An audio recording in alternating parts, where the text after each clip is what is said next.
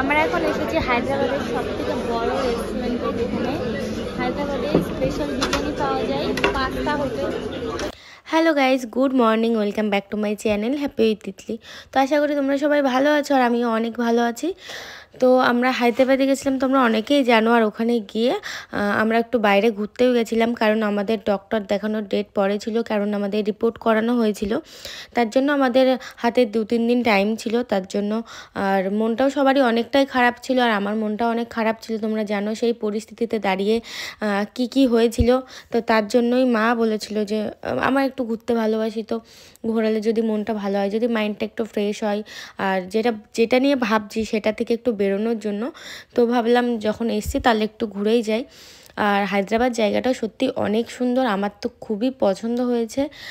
এত পাহাড় চারিদিকে, আর রাস্তাগুলো এত সুন্দর। তো আমরা আজকে যাচ্ছিলাম গোলকুন্ডাতে।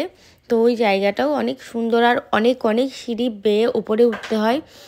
আর ওই পাহাড়ের ওপরে না একটা মন্দির আছে, তো তোমরা পুরো ভিডিওটা দেখলেই বুঝতে পারবে। একদম দারুণ জায়গা, আর আমার সত্যি খুব ভালো লেগেছে।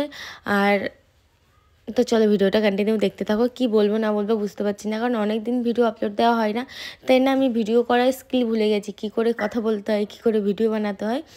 তো যাই হোক, হায়দ্রাবাদে মানে সব ঐতিহাসিক জিনিসগুলো দেখা যায় এখানে, অনেক অনেক সুন্দর সুন্দর। তো চলো, আমি কি বকবক করছি দেখো। তো চলো এখন ভেতরে যাবো, আর গিয়ে তোমাদের দেখাবো ভিতরে কি আছে না আছে। তো ভিডিওটা দেখতে থাকো। আমরা এখন এসেছি হায়দ্রাবাদের গোলকুন্ডাতে, যেখানে আমাদের নিজাম রাজা। তো সব কিছু আমি এক্সপ্লেন করে বলতে পারছি না, আদৌ এটা একটা রাজবাড়ি বলে।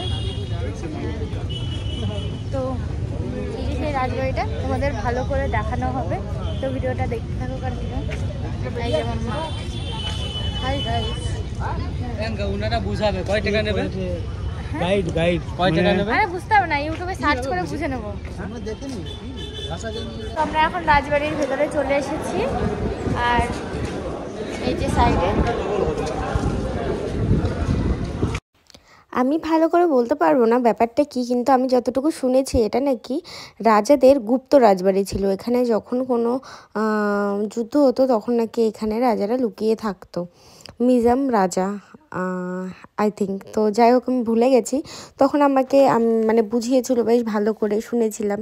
তারপরে না ব্যাপারটা আমার মাথায় নেই। আর তখন অনেক অনেক প্রবলেমের মধ্যে দিয়ে যাচ্ছিলাম, আর এইসব জিনিস তখন মাথায় ছিল না। তারপরে দেখতে পাচ্ছ এখানে একটু ভিডিও করছিলাম, আর জায়গাটা দারুণ ছিল।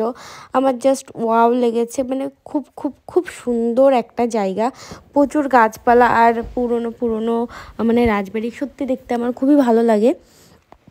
তারপরেও জায়গাটা অনেকটাই সুন্দর। আমি যদি হায়দ্রাবাদে আবারও যাই কখনো, ডক্টর দেখাতে না, আর ডক্টর দেখাতে যাওয়ার ইচ্ছা নেই। আমি এখন অনেকটা সুস্থ আছি, অনেকটা বলতে এখন ঠিকঠাকই আছি।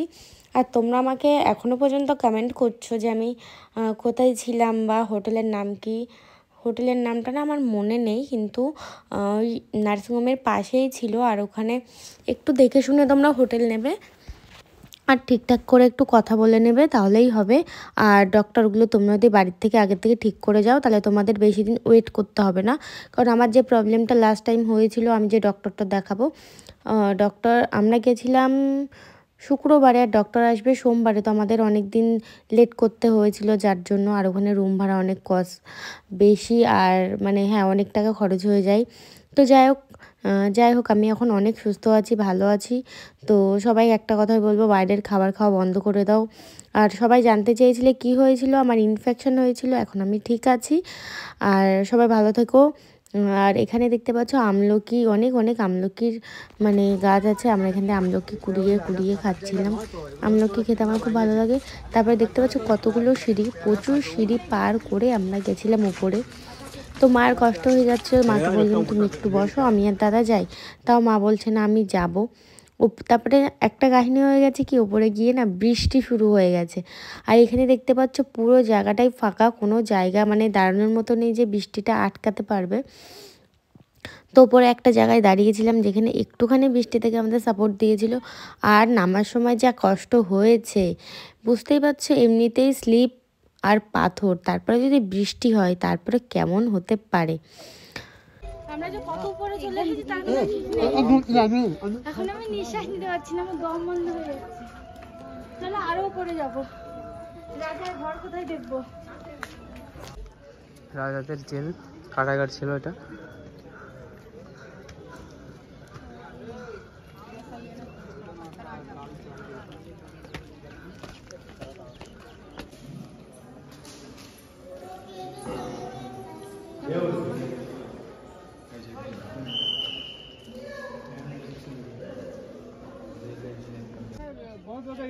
পাশে দেখো হলুদ কালারের সিঁদুর কি লাগানো? মুসলমানের ইসে হিন্দু ধর্মের পুজো হচ্ছে।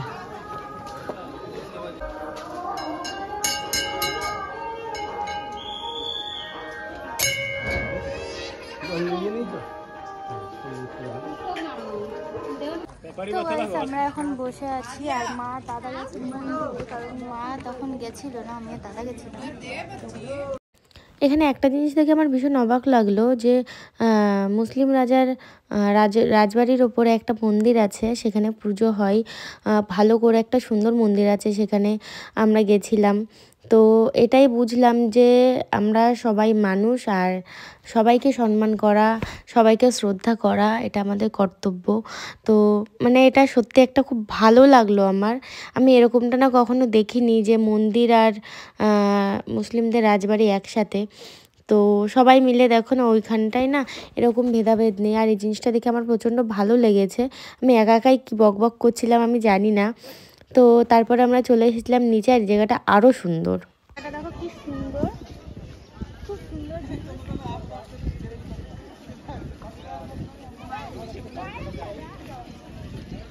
আমাদের এই জায়গাটা দেখা কমপ্লিট হয়ে গেছে, এখন আমরা এখান থেকে অন্য কোথাও যাব।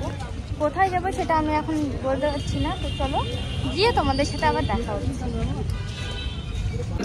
আমরা এখন এসেছি হায়দ্রাবাদের সব থেকে বড় রেস্টুরেন্টে, যেখানে হায়দ্রাবাদের স্পেশাল বিরিয়ানি পাওয়া যায়, পাস্তা হোটেল। তো চলো কি বিরিয়ানি দেবে আর কেমন টেস্ট খেয়ে তোমাদের জানাবো। কালকে রাতে একটা বিরিয়ানি খেয়েছিলাম কিন্তু আমার একদম ভালো লাগেনি, তো সেই জন্য আমরা এসেছি স্পেশাল যেখানে বিরিয়ানি পাওয়া যায়। এক্সাইটেড কেমন খেতে হবে আমি বুঝতে পারছি না। আমার তো মনে হচ্ছে না ভালো হবে, আমার বাতকুল্লার বিরিয়ানি বেশি ভালো লাগে। তো চলো দেখা যাক কি বিরিয়ানি দেয়। মা যেহেতু বিরিয়ানি খেতে পছন্দ করে না, তাই মার জন্য রাইস আর ডাল নিয়েছিলাম, উনি আর কিছু মানে খেতে চায় না। আর আমাদের জন্য এখানে বিরিয়ানি চলে এসেছে, হায়দ্রাবাদি বিরিয়ানি। তো হায়দ্রাবাদি বিরিয়ানির থেকে বাতকুল্লার বিরিয়ানি বেস্ট, কারণ ওই বিরিয়ানিটা নাকি আমার টক টক টাইপের খেতে আমার একদমই ভালো লাগেনি, একদমই না। আমি জানি না কেমন টেস্ট হয়। বিরিয়ানি খেয়েছি কিন্তু বাতকুল্লার বিরিয়ানি আলাদাই ভাই, ওর সাথে কোনো তুলনা হয় না। এটাও ভালো খেতে, এমন না ভালো না, তো এটা অন্যরকম একটা টেস্ট। বিরিয়ানির টেস্ট কিরকম অন্যরকম, ভালো ভালো না, মানে হায়দ্রাবাদি বিরিয়ানি হয়তো এরকমই খেতে হয়, হয়তো দূর জায়গা থেকে খেলাম একই রকম টেস্ট, হয়তো এরকমই টেস্ট হয় যেগুলো আমাদের ভালো লাগে না, ওদের ভালো লাগে। তাই মানে